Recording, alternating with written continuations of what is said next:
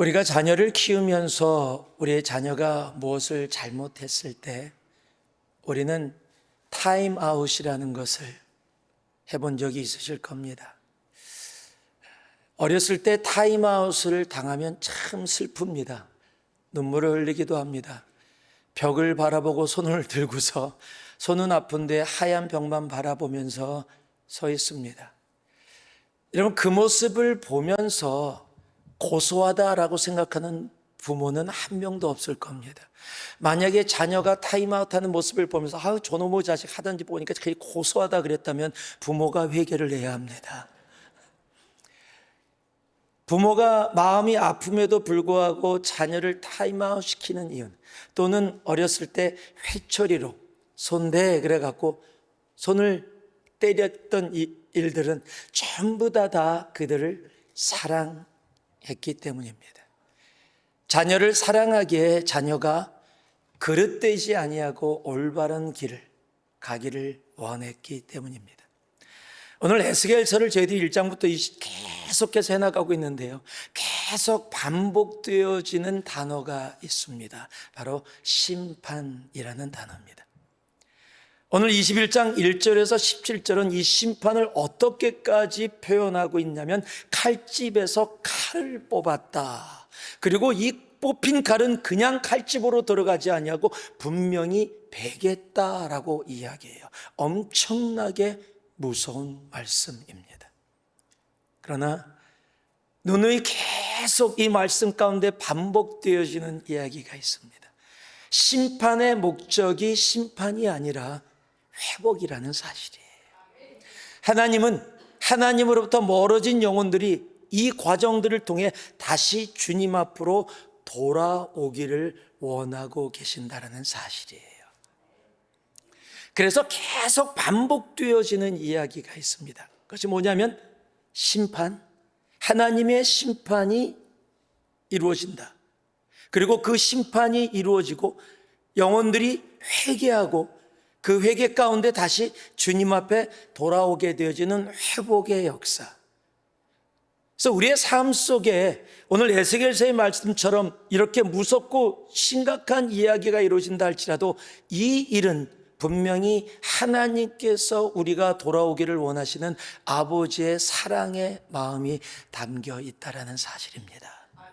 그렇지만 우리가 꼭 기억해야 할 것이 있습니다. 하나님은 심판을 할 때 대충 하지 않으신다는 사실이에요.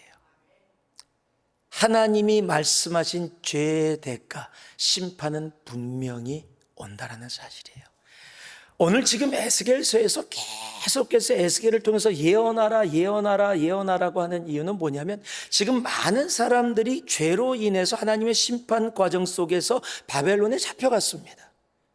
그럼에도 불구하고 아직 예루살렘에 남아있었던 사람들이 있는데, 예루살렘에 남아있었던 사람들이 이제는 심판은 끝났고 우리는 괜찮다, 다 모든 것이 괜찮을 거다, 지금 심판이 더 강하게 임할 것이라는 소문이 있고 이야기가 있지만 그것은 그냥 소문일 뿐이다, 아니다 라고 얘기하고 있었다는 거예요.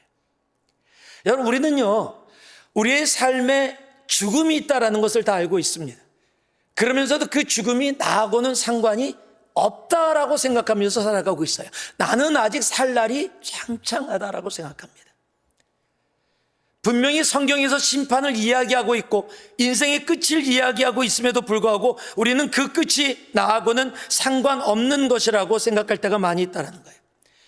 여러분, 히브리서 9장 27절에 보면 분명히 얘기하고 있거든요. 한 번 죽는 것은 사람에게 정하신 것이요 그 후에는 심판이 있으리니. 여러분, 이것은 한 명도 예외 없이 우리 모두에게 선포된 말씀이라는 사실이에요. 그 심판의 날, 주님을 만나게 되는 날이 우리에게 분명히 있다라는 사실입니다. 여러분, 그것이 있음을 안다면 우리는 결코 인생을 대충 살 수 없다라는 사실이에요. 자, 우리 옆에 분들에게 이렇게 한번 얘기하자. 당신은 부활합니다. 기분 좋으시죠? 근데 이 말씀을 읽어도 좋으실 줄 모르겠어요. 자, 요한복음 5장 28절 29절입니다. 같이 한번 읽어봅니다. 영어 한글로 같이 읽습니다. 시작. 이에 놀랍게 여기지 말라. 무덤 속에 있는 자가 다 그의 음성을 들을 때가 오나니 선한 일을 행한 자는 생명의 부활로, 악한 일을 행한 자는 심판의 부활로 나으리라. 여러분, 당신은 부활하실 것입니다. 그럴 때 우리는 부활이라는 자체 너무 할렐루야. 그런데 어떤 부활이냐가 완전히 다른 겁니다. 자, 이렇게 다시 한번, 당신은 영원히 삽니다. 할렐루야. 여러분, 천국만 생각하시죠? 여러분, 지옥에서도 영원히 삽니다. 우리는 부활할 거고 우리는 영원히 살게 될 존재인데 어떻게 영원히 사느냐. 여러분, 심판이 있음을 알고 그 심판을 세상이 무서워서 두렵고 떨리는 마음이 아니라 하나님을 경외하는 마음으로 나에게 심판이 있음을 안다면, 여러분 적어도 내가 공부를 하면서 내가 파이널이 있다는 것을 안다면 준비를 하게 되겠죠. 내가 파이널 시험을 보고 있는데 학기 말고사를 봐야 되는데 준비하지 않는다면 그게 문제가 있는 거죠. 파이널이 있었어? 학기 말고사가 있었어? 그럼요, 모든 사람에게 광고하고 다 얘기했었는데 다 있다 그러고 막 도서실에서 다들 공부하고 있는데 나는 룰루랄라 놀다가 파이널이야 그러고 페어를 한다면 그건 너무도 당연한 부분이에요. 여러분, 하나님은 누누이 말씀하고 계세요. 심판이 있다라는 겁니다. 생명의 심판이냐 아니면 죽음의 심판이냐. 여러분, 우리 모두가 정말 생명의 부활로 주님 앞에 나아갈 수 있는 우리 모두가 되어지기를 소망합니다. 성경의 마지막 책인 요한계시록도 우리들에게 분명히 말씀하십니다. 또 내가 보니 죽은 자들이 크게나 작게나 그 보좌 앞에 서 있고 책들이 펴 있으며 또 다른 책이 펴졌으니 곧 생명책이라. 죽은 자들이 자기 행위를 따라 책들에 기록된 대로 심판을 받으니. 여러분, 행위로 구원받는 것을 얘기하는 것이 아닙니다. 내가 구원받은 자는 구원받은 자의 삶이 있습니다. 지금 그것을 말씀하고 계시는 겁니다. 여러분, 심판이 있습니다. 천국과 지옥이 있습니다. 그리고 우리는 이 땅에서 영원히 살지 않습니다. 오늘 하루 정말 하나님을 기억하며 우리가 주님 앞에 올바로, 주님이 우리를 만나시는 그날 주님 앞에 감격으로 기쁨으로 설 수 있는 우리 모두가 되어지기를 소망합니다. 심판이 있다고 말씀하시면서 주님께서는 오늘 말씀을 통해서요, 에스겔을 통해서 계속해서 이렇게 얘기합니다. 6절을 보니까요, 인자야 탄식하되 너는 허리가 끊어지듯 탄식하라. 그들의 목전에서 슬피 탄식하라. 그들이 내게 묻기를 내가 어찌하여 탄식하느냐 하거든 대답하기를 재앙이 다가온다는 소문 때문이니 각 마음이 녹으며 모든 손이 약해지며 각 영이 쇠하며 모든 무릎이 물과 같이 약해지리라. 보라, 재앙이 오나니 반드시 이루어지리라. 주 여호와의 말씀이니라 하라. 여러분, 심판이 있다는 것을 내가 알고 있다면 그 다음에 이루어져야 될 것이 있어요. 심판이 있음을 다른 이들에게 알려야 한다는 거예요. 사람들은요, 심판이 있다라는 것을 알면서도 삶 속에서는 에이 설마 나에게는 그런 일 이루어지지 않을 거야 라고 살아가요. 그게 우리들의 모습이에요. 그냥 영원히 살 것 같이 얘기되어지는 그런 모습. 그런데 주님은 뭐라고 얘기하고 있냐며 심판이 있음을 그 주위에 알리라는 겁니다. 여러분, 다른 이야기로 이야기한다면 구원의 길로 나오라라고 이야기하는 겁니다. 에스겔서 33장 7절의 말씀을 보면은요, 인자야 내가 너를 이스라엘 족속의 파수꾼으로 삼음이 이와 같으니 그런즉 너는 내 입의 말을 듣고 나를 대신하여 그들에게 경고할지니라. 여러분, 파수꾼이 뭐예요? 파수꾼은 성 위에 서서 지금 적들이 오나 안 오나를 살피는 사람이에요. 여러분, 파수꾼이 자기가 적들이 오고 있는데 그것을 성 안에 있는 백성들에게 알리지 않으면 성 안의 백성들이 준비하지 못하고 다 죽게 돼요. 그래서 파수꾼의 역할이 굉장히 중요합니다. 그런데 지금 에스겔을 향해서 내가 너를 이스라엘 족속의 파수꾼으로 세웠다라는 거예요. 여러분, 동일하게 하나님은 우리를요 이 땅의 파수꾼으로 부르셨어요. 죽음을 향해서 달려가는 이 땅에게 생명의 길이 있음을, 그 길로 달려가면 영원한 죽음 가운데 있을 수밖에 없음을 선포하라고 이야기하고 있는 겁니다. 여러분, 우리 가정의 부모님의 자녀들의 형제들을 가장 사랑하는 길이 뭔지 아세요?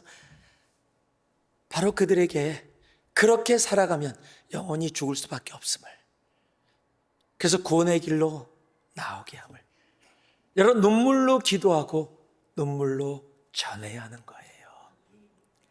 저는 신앙생활하면서도요 그런 신앙인들 많이 봤어요. 언젠간 되겠죠 뭐. 그게 믿음인가요?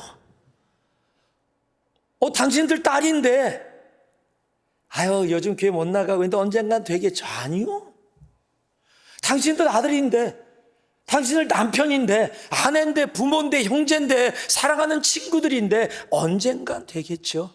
아니요.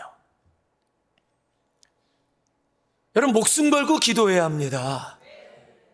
그리고 정죄가 아니라 사랑으로 계속 나눠야 하는 거예요.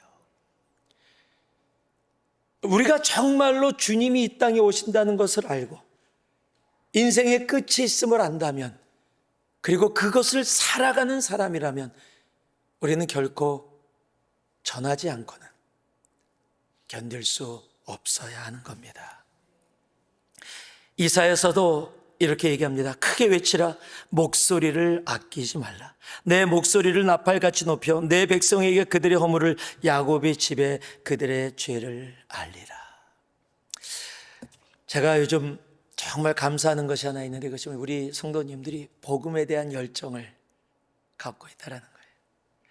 한국에 이번 여름에 정말 많이 방문했잖아요. 엄청나게 많이 방문했었습니다. 이제 거의들 돌아오고 있는데 아직까지도 안 돌아오시고, 그 마지막 순간까지 한국에 계신 분들이 계세요 지금도. 그런데 너무 감사한 거는 굉장히 많은 사람들이 기도 제목을 부탁을 했어요. 부모님께, 형제에게, 친구에게 복음을 전하는데 기도해 주세요. 그냥 한국에 가서 뭐 있는데, 여러분 부모님에게 복음을 전한다는 게 가장 힘들고 어려운 일 중에 하나입니다. 나를 누구보다도 잘 알아요. 그런데 그분들에게 예수 믿으세요,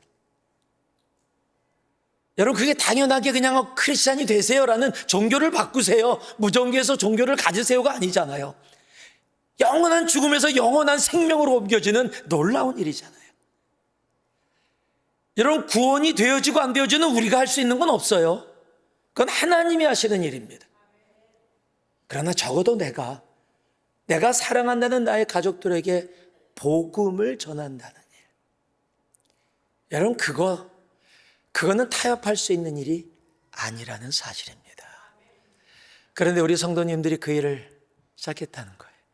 더러는 너무 좋은 소식이 옵니다. 예수 영접하셨다고. 더러는 아직 예수는 영접 안 하셨는데 딸이, 아들이 진지하게 복음을 나누는 모습 속에 부모님이 처음으로 그것을 진지하게 생각하고 받아들여서 하나님이 그 처음 단추를 부르시고 그 일들을 시작하심을 나누게 되어지는,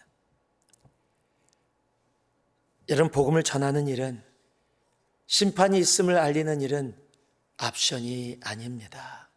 그것은 우리들이 꼭 해야 될 일입니다. 디모데후서 4장은 이렇게 기록합니다.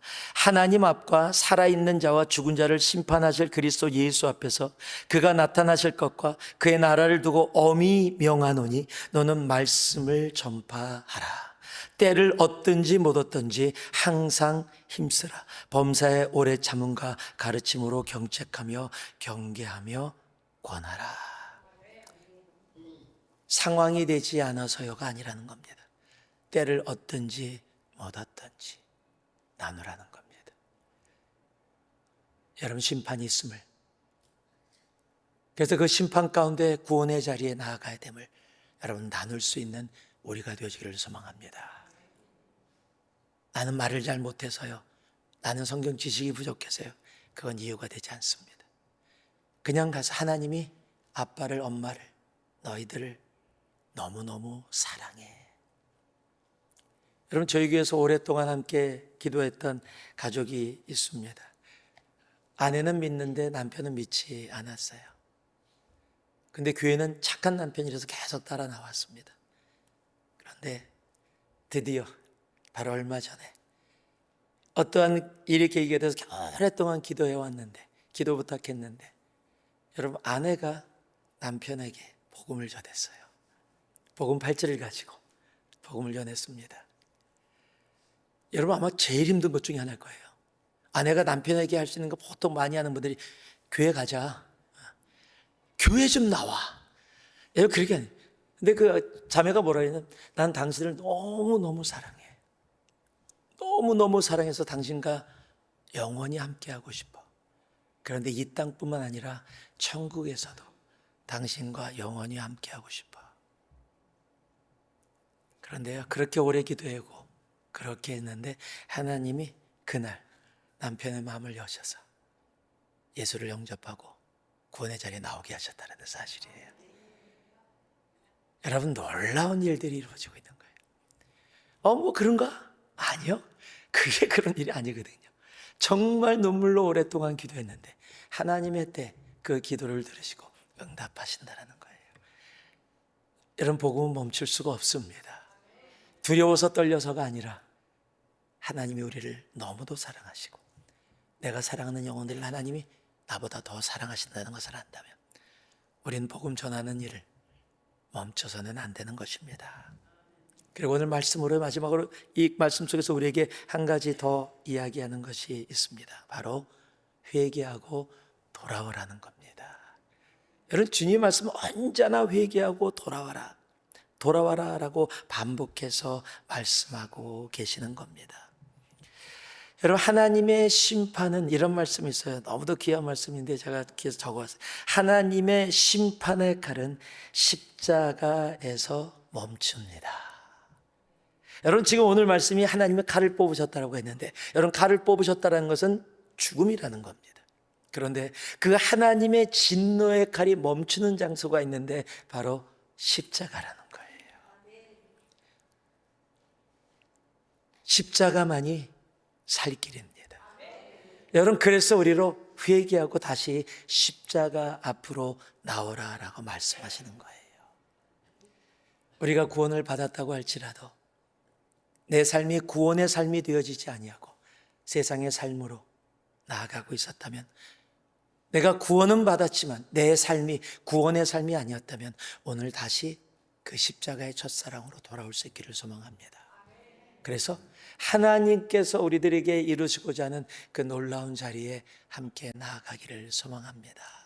하나님 우리들에게 이렇게 얘기하십니다. 역대하 7장을 보니까요, 내 이름으로 일컫는 내 백성이, 자, 하나님 믿는 사람이에요. 그들의 악한 길에서 떠나 스스로 낮추고 기도하여 내 얼굴을 찾으면 내가 하늘에서 듣고 그들의 죄를 사하고 그들의 땅을 고칠지라. 요엘서는 이렇게 말씀하십니다. 여호와의 말씀이 너희는 이제라도 금식하고 울며 애통하고 마음을 다하여 내게로 돌아오라 하셨나니 너희는 옷을 찢지 말고 마음을 찢고 너의 하나님 여호와께로 돌아올지어다. 그는 은혜로우시며 자비로우시며 노하기를 더디하시며 인애가 크시사 뜻을 돌이켜 재앙을 내리지 아니하시나니. 주님이 이 땅에 오셔서 가장 먼저 말씀하셨던 것도 회개하라였습니다. 회개하라는 단어는 헬라어로 메타노이아라는 단어입니다.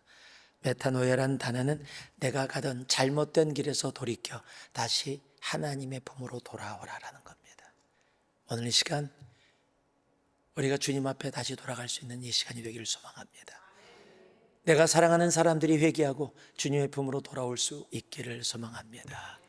오늘 이 시간 주님 앞에 나아갈 때 하나님, 심판이 있음을 알고 얼얼트된 상태 속에서 주님 매 순간을 하나님이 주신 오늘 하루가 얼마나 큰 기쁨인지 은혜인지를 알고 살아가게 하옵소서. 그것을 알지 못하는 영혼들에게 주님 담대히 복음을 전하게 하시고, 하나님 내 삶 가운데 하나님이 원하시는 삶의 모습이 없다면, 죄악 가운데 내가 구원을 받았으면서도 살아가는 나의 삶이라면 하나님 오늘 주님 앞에 회개하며 다시 주님이 원하는 그 삶으로 돌아가는 하나님 내가 되게 하여 주시옵소서. 우리가 이렇게 기도하며 나아갈 수 있기를 소망합니다. 이 시간 우리 함께 기도할 때 다 같이 일어나서 함께 기도하겠습니다.